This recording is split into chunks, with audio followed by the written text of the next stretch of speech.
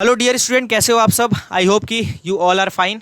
और मैं विशाल सर आपका स्वागत करता हूं हमारे सीयूटी एक्सप्रेस के ई लर्निंग प्लेटफॉर्म पे। और आज की वीडियो काफ़ी इन्फॉर्मेटिव और इंटरेस्टिंग होने वाली है। जी हाँ, हम बात करेंगे आज के इस वीडियो में डी यू सोल के बारे में। जी हाँ, सीयूटी की बातें तो हर जगह हो रही है, बट डी यू सोल के बच्चों का क्या है ना। बच्चों की काफ़ी क्वेरी आ रही थी कि सर सोल के बारे में भी आप थोड़ी एक वीडियो बना के हमें बता दो सारी चीज़ें कि किसका क्या प्रोसेस है। और मैं आपको बता दूं सबसे पहले तो ये जानकारी कि डी यू सोल का रजिस्ट्रेशन जो 3 जून से स्टार्ट हो चुका है ना। तो आप डे टू डे उसका अपडेट रखिए अपने पास। हम भी आपके पास आपके साथ जो है अपडेट को शेयर करते रहेंगे, तो इस बात की चिंता आप मत करिएगा। 3 जून को ही स्टार्ट हो चुका है और अभी इसका रजिस्ट्रेशन आपको वीडियो में बताऊंगा कि कब तक आप इसका रजिस्ट्रेशन कर सकते हैं। अगर जिन्होंने नहीं किया है तो वो वीडियो आप जरूर से देखें। इस वीडियो का प्रोसेस बाय प्रोसेस यानी स्टेप बाय स्टेप हम सारी चीज़ें डिस्कस करने वाले हैं। तो चलिए स्टार्ट करते हैं हम डी यू सोल के बारे में। तो सबसे पहली बात है कि डी यू सोल है क्या। What is D U SOL, है ना। Delhi university school of open learning. तो जो बच्चे रेगुलर क्लास नहीं अटेंड करना चाहते हैं, जो बच्चे रेगुलर कॉलेज नहीं जाना चाहते हैं बाय चॉइस, या फिर अगर कोई ऐसी उनका कोई ऐसा जेन्युइन रीजन है जिससे वो रेगुलर क्लास नहीं करना चाहते, या फिर कुछ कॉलेज के साथ साथ कुछ और चीज़ें वो कर रहे हैं ना, एक्स्ट्रा कर रहे हैं, बट कॉलेज वो नहीं जाना चाहते हैं, तो डी यू लेके आया है उनके लिए एक बहुत ही अच्छा प्रोग्राम जो कि होने वाला है डी यू सोल के माध्यम से आप सभी का एडमिशन, है ना। अगर आपने डी यू सोल के बारे में थोड़ा सा भी सर्च किया होगा तो आपको पता चल रहा होगा कि ओपन लर्निंग ये स्कूल है और ये बाकी कॉलेजेस की तरह नहीं है कि क्योंकि बाकी कॉलेजेस में आपका अटेंडेंस मैटर करता है, आपका जो है आपको जाना होता है रेगुलर उस कॉलेजेस में, ठीक है। तो ये डिस्टेंस लर्निंग प्लेटफॉर्म है आपके लिए, आपको एक प्लेटफॉर्म प्रोवाइड करता है ताकि जो है आप अपनी कॉलेज लाइफ के साथ जो आपका एम्बिशन है, जो आप करना चाह रहे हो, या फिर अगर नहीं भी आप आना चाह रहे हो तो आप जो यहाँ से अपना डिग्री आप यहाँ से पढ़ के ले सकते हो 3 साल में, ठीक है ना। तो इसके बारे में सारी जानकारी मैं अगले कुछ स्लाइड्स में आपके साथ शेयर करूंगा। It offers more than 25 courses you can take classes on Saturday on any day. सबसे अच्छी बात जो इसकी होने वाली है डी यू सोल की, है ना, इसमें जो लड़के लड़कियां सारे लोग पार्टिसिपेट कर सकते हैं, आई मीन एडमिशन ले सकते हैं। और ये मोर देन 25 कोर्सेज पे आपको एडमिशन देता है। और सबसे अच्छी बात इसकी ये है कि संडे को या हॉलीडे पे आपकी क्लासेस लगती है ना, आपके वर्किंग डे पे ये क्लासेस नहीं लगती हैं। डी यू सोल जो अगर आपको जाना भी है एडमिशन लेके, तो आपको जो है संडे को या हॉलीडे को आपको जाना होगा, यानी हफ्ते में 1 या 2 दिन जाना होगा आपको। और ये जो आपके लिए काफ़ी फायदेमंद होने वाला है, आप इसके साथ साथ अपना काम भी कर सकते हो, ठीक है ना। बात करें इसके कोर्सेज की कोर्स क्या क्या इसमें ऑफर्ड होते हैं, तो इसमें लगभग 14 डिपार्टमेंट में, मतलब जो आपको रेगुलर में मिलेंगे ना वो सारी चीज़ें आपको यहाँ पे भी मिलेंगी डी यू सोल में भी, ठीक है। तो 14 डिपार्टमेंट्स में आपके 25 से ज़्यादा कोर्सेज हैं, 25-26 कोर्सेज हैं। आपको यूजी और पीजी दोनों में एडमिशन देता है। पहली बात तो ये है कि यूजी और पीजी में आपको दोनों एडमिशन देता है, और क्या क्या चीज़ें रिक्वायर्ड होने वाली वो मैं आपको अगले स्लाइड्स में कुछ बताऊंगा। तो आप यहाँ पे कोर्सेज देख लो, हर स्ट्रीम में आर्ट्स हो, कॉमर्स हो या मैनेजमेंट हो, है ना, सब में आपको क्या देगा, एडमिशन देगा। आप यहाँ पे ध्यान से देखोगे तो, ठीक है, आर्ट्स में, कॉमर्स में और मैनेजमेंट में। तो साइंस बैकग्राउंड में आपको ऑफर नहीं करता है सोल में, ठीक है ना। एक चीज़ आप ध्यान रखना कि सोल जो है आपको साइंस बैकग्राउंड में, आपको साइंस स्ट्रीम में ये कोर्स आपको प्रोवाइड नहीं करता। जितने भी कोर्सेज हैं ये सारे वेबसाइट पे मेंशन्ड है। आप डी यू सोल टाइप करोगे अपने गूगल पे तो आपको वो वेबसाइट पे पहुंचा देगा। तो आप वेबसाइट में जाके आप अपने कोर्सेज में और एलिजिबिलिटी वगैरह आप चेक कर सकते हो वहाँ पे डी यू सोल के वेबसाइट पे। तो ये कोर्सेज वहीं से मैंने उठाए हैं, सारी चीज़ें आपके सामने मैं शेयर कर रहा हूँ। तो bachelor of management study, BA honours English, political science, economics, psychology, है ना, बीकॉम प्रोग्राम है आपका, इकोनॉमिक्स के साथ कुछ कॉम्बिनेशंस है, इंग्लिश के साथ है, बीए प्रोग्राम विथ हिंदी है। तो ये सारे जो कुछ कोर्सेज हैं आपको बीए के, है ना, बीए प्रोग्राम और बीकॉम के आपको कोर्सेज यहाँ पे, यानी मैनेजमेंट के, आर्ट्स के आपको कोर्सेज मिलेंगे, ह्यूमैनिटीज के कोर्सेज मिलेंगे, बट आपको प्योरली बीएससी का कोई भी कोर्स आपको मिलेगा नहीं। आप कॉम्बिनेशन में मैथ्स ले सकते हो, कॉम्बिनेशन में आप ले सकते हो, बट आपको जो देखो जैसे यहाँ पे बीए प्रोग्राम विथ मैथमेटिक्स, तो आपको कॉम्बिनेशन में देखने को मिल जाएगा, बट आपको प्योरली बीएससी का कोई सब्जेक्ट ऑफर नहीं होता है डी यू सोल से, ठीक है ना।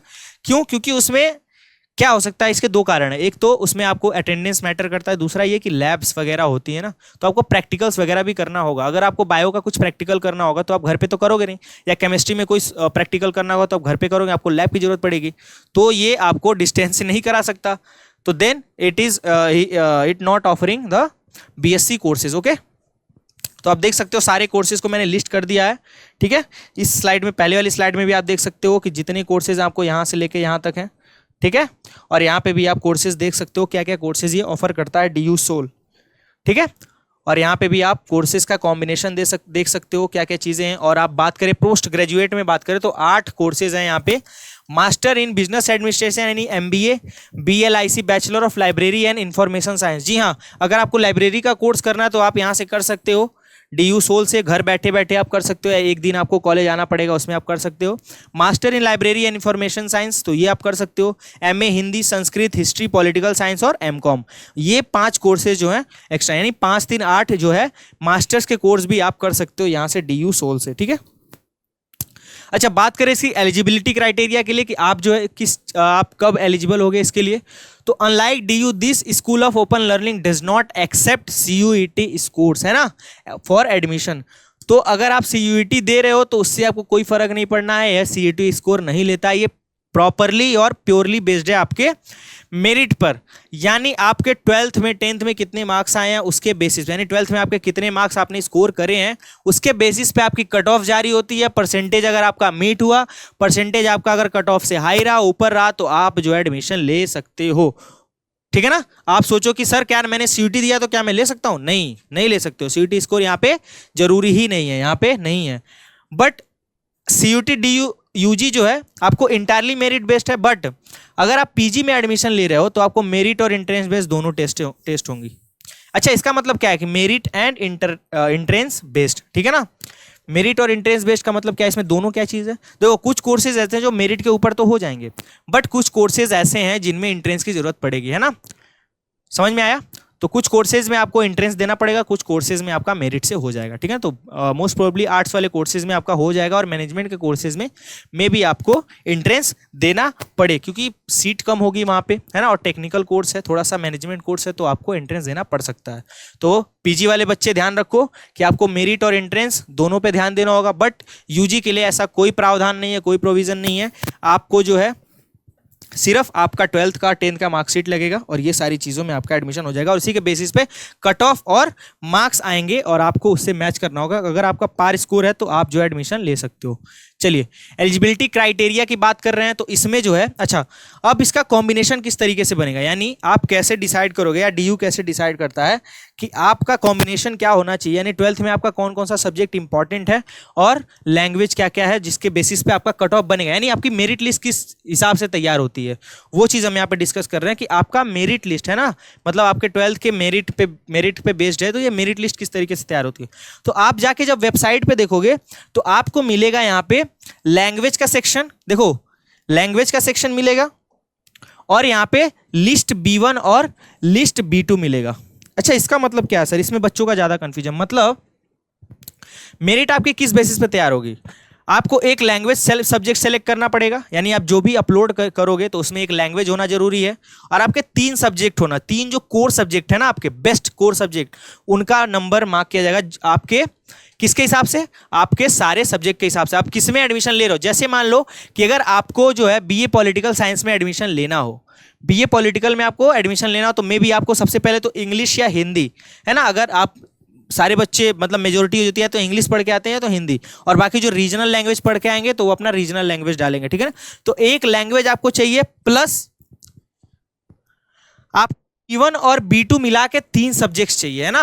B1 और B2 को मिला के 3 सब्जेक्ट चाहिए। तो B1 और B2 में देख लो आपको क्या क्या सब्जेक्ट है, accountancy, anthropology, biology, biochemistry, business study, chemistry, computer science, economics, EVS, geography, history, home science. तो ये सारी चीजें आप अगर देखोगे तो B1 में होंगी। B2 में आपको agriculture, engineering, graphics, fine arts वगैरह, है ना, मास मीडिया, फिजिकल एजुकेशन, ये सारी टाइप्स के सब्जेक्ट मिलेंगे, है ना। यानी ये एडिशनल सब्जेक्ट है B2 में, और ये आपके कोर सब्जेक्ट है B1 में। और आपका जो आपका पहला वाला लिस्ट था यानी A1 में, वो आपका क्या मिलेगा, लैंग्वेज, आपको लैंग्वेज सब्जेक्ट मिलेगा। तो आपका मेरिट कैसे तैयार होगा, आपका तैयार होगा एक लैंग्वेज कोर्स और 3 कोर्सेज B1 और B2 को मिला के। समझ में आया? जैसे मान लो मुझे एडमिशन लेना है पॉलिटिकल में, तो मेरा क्या होगा कि मैंने एक लैंग्वेज सिलेक्ट कर ली, मैं आपको समझा रहा हूं यहाँ पे, ठीक है ना। मैंने एक क्या कर ली, लैंग्वेज सिलेक्ट कर ली, यानी मान लो एक लैंग्वेज लूंगा, प्लस अगर B2 में मेरे सब्जेक्ट्स हैं, ठीक है, जैसे मान लो कि मैं B2 से ही तीनों B2 से ही मैंने तीनों सब्जेक्ट, सॉरी B1 से ही तीनों सब्जेक्ट उठा लिए, या इसको आप ध्यान से देखना, मैंने B1 से ही तीनों सब्जेक्ट उठा लिए, यानी मैंने जो है मे बी आर्ट्स में मेरा हिस्ट्री होगा, पॉलिटिकल होगा और इकोनॉमिक्स होगा, ठीक है। तो मैंने ये तीनों उठा लिए यहीं से पहले में ही मिल गए, तो मेरा ये 4 सब्जेक्ट का कॉम्बिनेशन बन जाएगा। तो हमें 4 सब्जेक्ट चाहिए मेरिट लिस्ट तैयार करने के लिए, तो हमारा हो गया डन। लेकिन अगर मान लो कि मेरे जो है B1 में कोई में मार्क्स कम आए, या फिर ऐसा चाहते हैं कि हम वो सब्जेक्ट और हम ऐसा कोई फील्ड चुन रहे हैं जिसमें फिजिकल एजुकेशन की जरूरत है, और आपने फिजिकल एजुकेशन दे रखा है, तो वो B2 में आपके मेंशन होगी। तो आपका क्या होगा, एक लैंग्वेज हो जाएगा, प्लस 2 सब्जेक्ट आ जाएंगे आपके B1 से, प्लस 1 सब्जेक्ट आपका आ जाएगा B2 से, ठीक है।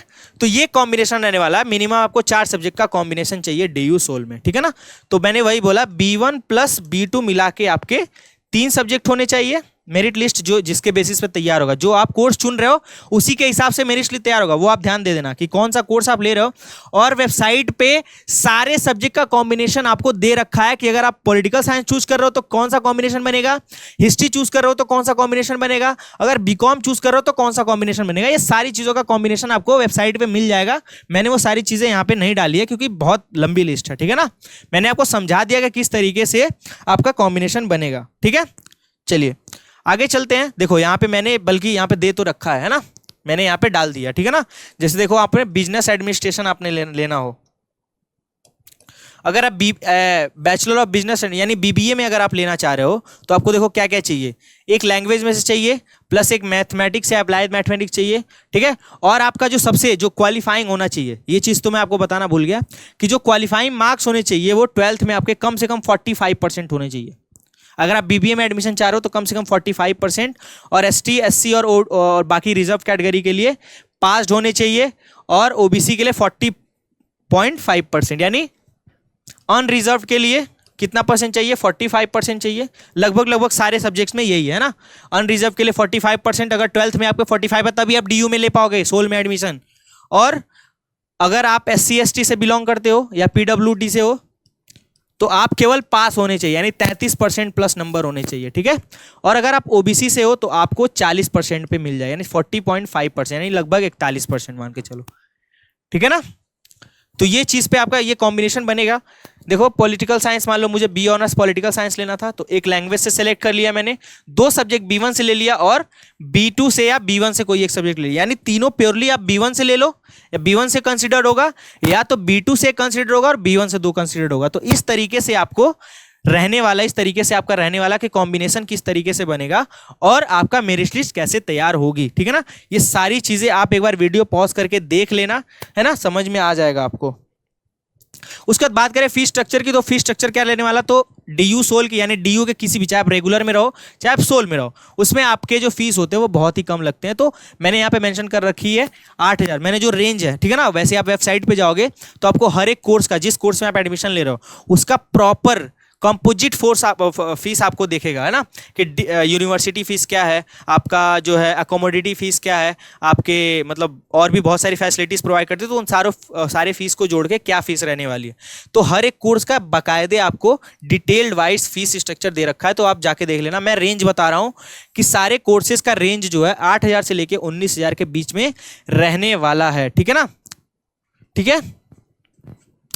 फीस स्ट्रक्चर 19,000 नहीं, ये है 21,000, सॉरी ये 21,000 है, ठीक है ना। तो 8 से 21 के बीच में जो है रहने वाला है, जो कोर्सेज टू कोर्सेज आपका क्या करेगा, वेरी करेगा, ठीक है, 8,000 से लेके 21,000 तक। और ये आप देख सकते हो कि सबसे लोएस्ट जो BA प्रोग्राम का है ना, BA प्रोग्राम की जो फीस है वो आपकी कितनी, 8,320 रुपये, और सबसे हाईएस्ट BA ऑनर साइकोलॉजी का है 21,790 रुपये। तो आपका 8,000 से लेके 21,000, यानी 8,000 से 22,000 के बीच में मान लो, मोटा मोटी, है ना। तो आपका 8,000 से लेके 22,000 के बीच में फीस स्ट्रक्चर रहने वाला, इससे ज़्यादा आपका 1 साल का नहीं लगेगा।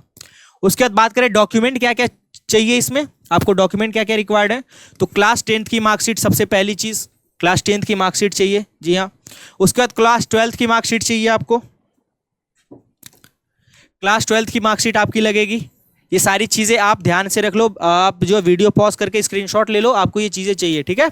किसी भी बोर्ड या किसी भी यूनिवर्सिटी से आप रिकॉग्नाइज्ड होने चाहिए, ठीक है, क्लास 12 की मार्कशीट। उसके बाद SC ST सर्टिफिकेट लगेगा आपको, ठीक है। सर्टिफिकेशन की बात करें कि आपका caste certificate ST SC OBC, अगर आप रिजर्व कैटेगरी में ले रहे हो एडमिशन तो आपको सर्टिफिकेट भी सबमिट करना पड़ेगा, ठीक है। तो SC ST सर्टिफिकेट अगर आप उस कम्युनिटी से बिलोंग करते हो, OBC नॉन क्रीमी लेयर से हो सेंट्रल लिस्ट में तो उसका सर्टिफिकेट लगेगा इफ, ठीक है ना। तो आप इन चारों में से यानी SC ST OBC EWS या फिर PWD से यानी फिजिकली हैंडीकैप्ड वाला सर्टिफिकेट, अगर इन तीनों में से आप किसी के लिए एलिजिबल हो तो आप जो है इसको कर सकते हो, ठीक है। ये आपको सर्टिफिकेट देना पड़ सकता है।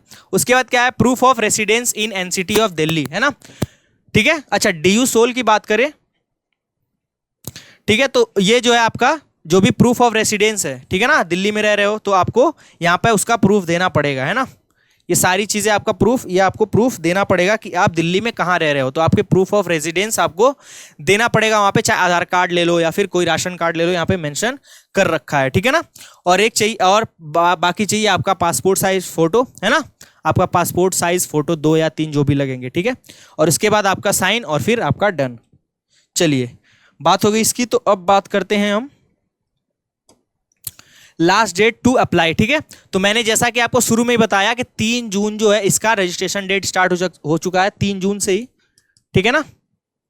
लास्ट डेट जो है इसकी 31 अगस्त है, ठीक है ना। तो ये आप नोट डाउन कर लो, अभी बहुत सारा टाइम बचा है, 1.5 महीने के आसपास टाइम है आपके पास, 1 महीने 20 दिन का टाइम है, तो आपके पास 1.5 महीने का टाइम है। तो अभी अगर आप जाना चाहते हो DU सोल में एडमिशन लेना चाहते हो, आपका CUT स्कोर अच्छा नहीं आया है, या फिर आप जो है पहले से ही सोच रहे थे कि मैं DU सोल में एडमिशन लूंगा, यानी इस ओपन से करूंगा, यानी आपको रेगुलर नहीं जाना है, तो आप जो है इस वाले वेबसाइट पे जाके DU सोल के वेबसाइट पे जाके रजिस्ट्रेशन करो, और आपका प्रोसेस बाय प्रोसेस अगस्त तक तो रजिस्ट्रेशन होगा, और आप जो तब तक भर दो पब्लिक नोटिस के हिसाब से। अगर डेट एक्सटेंड होता है तो उसके बारे में इंफॉर्मेशन मैं आपको दे दूंगा, ठीक है।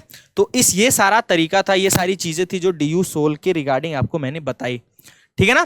तो लास्ट डेट 31 अगस्त है, उससे पहले पहले आप रजिस्ट्रेशन कर दो ताकि ये आपसे मिस ना हो, वरना इस साल का एडमिशन का चांस आपका चला जाएगा, ठीक है। चलिए, तो आज के वीडियो में इतना ही, ये सारी चीजें DU सोल के इन्फॉर्मेशन के बारे में थी, है ना। बहुत बच्चों की बहुत सारी क्वेरीज आ रही थी, तो DU UG और PG के लिए मैंने आपको ये इन्फॉर्मेशन दे दी। जो भी आपके आसपास या आपके जानकारी में है बच्चे जो सोल में एडमिशन लेना चाहते हैं, तो उन तक ये वीडियो जरूर पहुंचाए, और ये वीडियो आपको पसंद आए तो लाइक करो और चैनल को सब्सक्राइब तो करो, ताकि आगे ऐसी वीडियोज आपको दोबारा देखने को मिले, ठीक है। तब तक के लिए मिलते हैं अगली वीडियो तक, टाटा बाय बाय।